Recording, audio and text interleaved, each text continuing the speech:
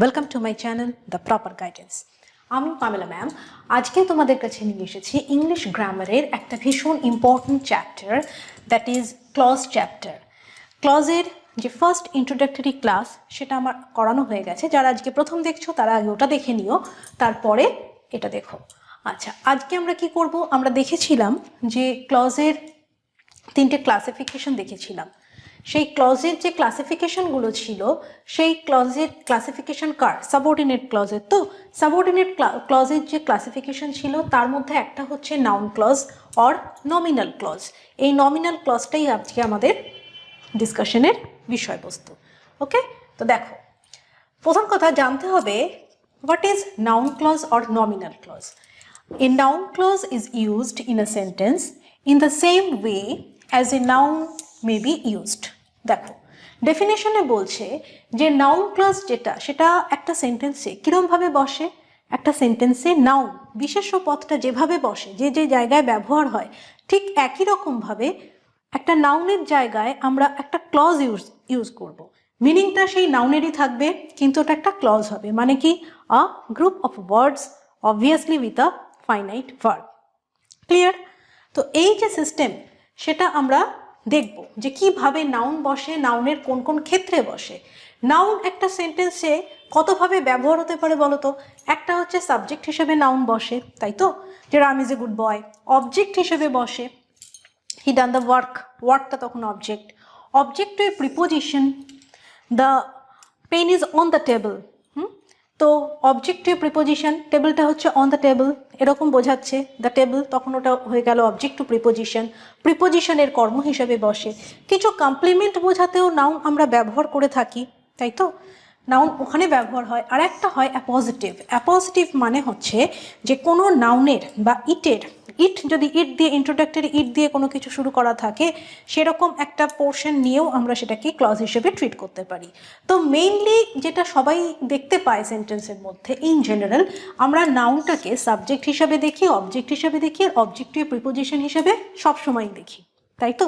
তিনটে বুঝতে কোনো অসুবিধা নেই, বাকি দুটো আমি এক্সাম্পল দিয়ে বোঝাবো, তখন বুঝতে সুবিধা হবে। দেখো, functions of a noun clause. একটা নাউন ক্লজের কি ফাংশন থাকতে পারে সেটা একদিকে দিয়েছি, এই চারটা ভীষণ ইম্পর্টেন্ট। আর একদিকে আমি তার একটা এক্সাম্পল নিয়েছি। এক্সাম্পল আমি এখানে একটাই নিয়েছি, তোমরা বই থেকে দেখবে, বইতে প্রচুর এক্সাম্পল দিয়ে দেওয়া আছে, যত পড়বে তত বুঝতে সুবিধা হবে।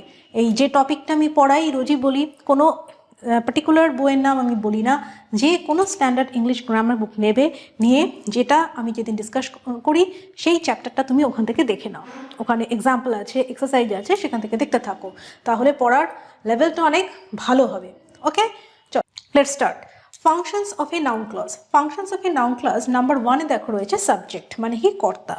এক্সাম্পলে দেখো, what he said is true. Is at a verb, is true.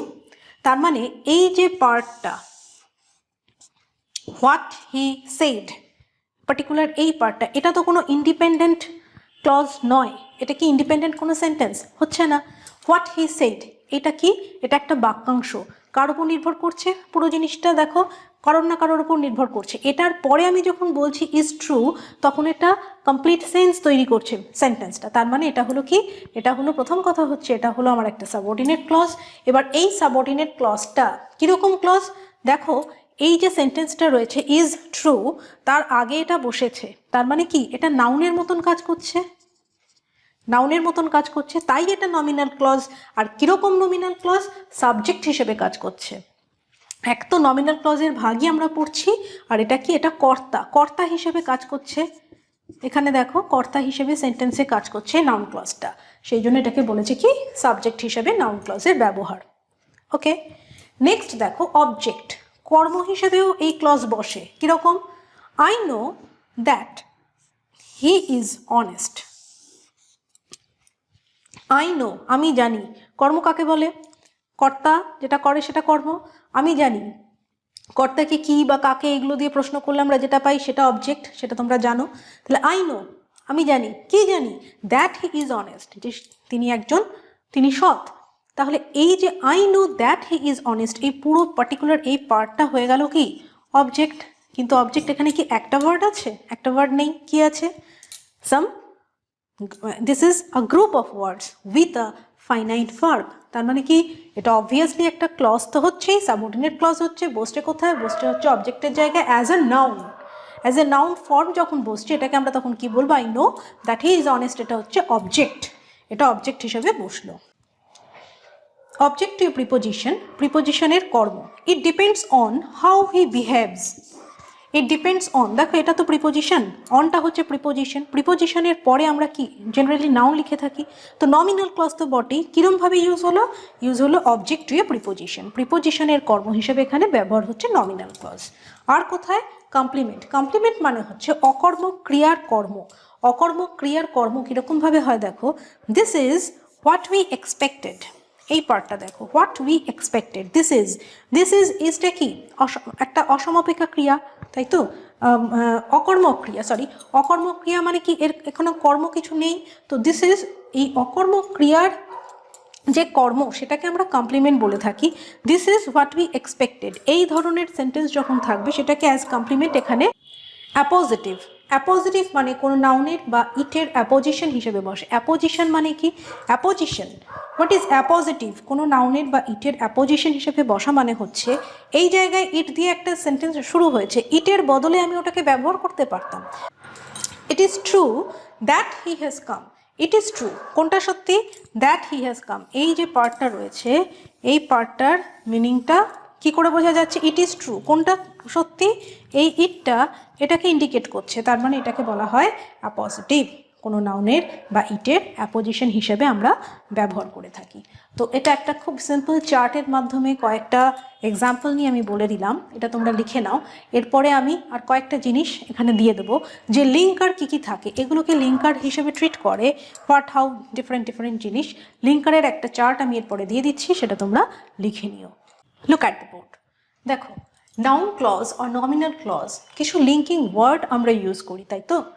Linking ওয়ার্ডটা কিন্তু ভীষণ একটা ইম্পর্টেন্ট জিনিস, যে কোন ক্লজে ডিপেন্ডেন্সির মধ্যে কোন লিঙ্কিং ওয়ার্ডটা ইউজ হয় আর কিভাবে তার ইউজটা হচ্ছে, তার কতগুলো, এই চার্টটার মাধ্যমে আমি কিছু লিঙ্কিং ওয়ার্ড দেখিয়েছি, আর সেই লিঙ্কিং ওয়ার্ড দিয়ে কিভাবে তুমি একটা সেন্টেন্সকে লিখছো তার একটা করে এক্সাম্পল এখানে দিয়েছি। ওকে, দেখো ফার্স্ট ওয়ান হচ্ছে কি, that, he said that he would go, এখানে দেখো অবজেক্ট হিসেবে বসেছে।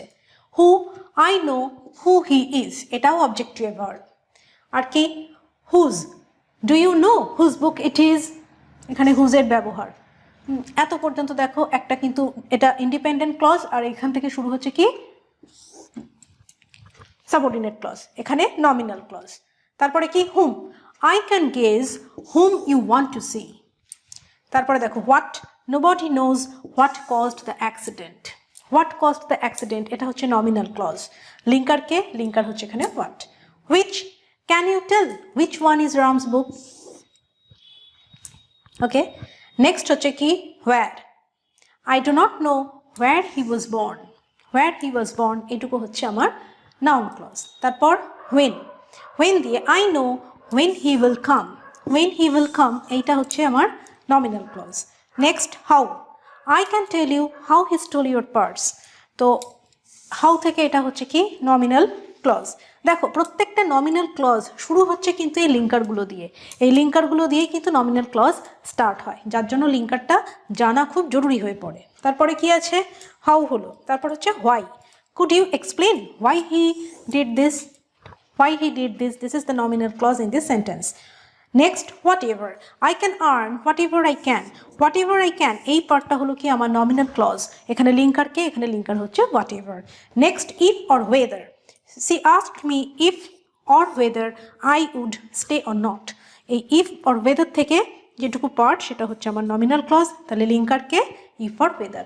তাহলে এই যে একটা চার্ট আমি দিলাম লিঙ্কার্স, এই লিঙ্কার্সগুলো কি করে, লিঙ্কার্সগুলো দেখো সেন্টেন্স যখন আমরা জয়নিং শিখবো তখন এই লিঙ্কার্সগুলোর ইউজ দেখতে পাবে। এখানে তো জাস্ট এক্সাম্পল দিয়ে দেখালাম, কোনো একটা সেন্টেন্সকে যখন আমরা জয়েন করব, দুটো তিনটে সেন্টেন্স দেওয়া থাকবে, তাকে বললো যে এই সেন্টেন্সটাকে এইভাবে লেখো, জয়েন করে লেখো, কমপ্লেক্স সেন্টে কনভার্ট করো, এগুলো আমরা করব, তখন এই লিঙ্কারগুলো দিয়েই কিন্তু আমরা মেনলি জয়নিংটা করে থাকি। ঠিক একই রকমভাবে কোনো একটা গিভেন সেন্টেন্সকে যদি স্প্লিট জয়নিং মানে কি, একসঙ্গে যোগ করা। স্প্লিট করা মানে একটা বড় সেন্টেন্সকে খণ্ড বিখণ্ড করা। সেই যখন ভাগ করব তখন কি হবে, তখন দেখো এই লিঙ্কারগুলো থেকেই আমরা টুকরোগুলো করব। ওকে, যার জন্য লিঙ্কারের কনসেপ্ট কিন্তু ক্লিয়ার থাকার ভীষণ জরুরি। তো linking words along with this examples এইটুকু পড়িয়েই আমি আজকে নাউন ক্লজের একটা ইন্ট্রোডাক্টরি ক্লাস বলতে পারো, নমিনাল ক্লজের এটা একটা পার্ট ওয়ান আমি এখানে আজকেই শেষ করছি, ছোট্ট ক্লাস। নেক্সট ডে আমরা নাউন ক্লজের আরও ডিফারেন্ট টাইপসের এক্সাম্পল নিয়ে তার কিছু এলাবোরেট ডিসকাশন করব। ওকে, যেখানে বুঝতে পারবে না আমাকে একটু কমেন্ট করে জানিও, ক্লাস কেমন লাগলো সেটাও একটু জানিও, ভালো লাগলে একটু লাইক করো, শেয়ার করো। ওকে, তো till then take care and thank you for watching.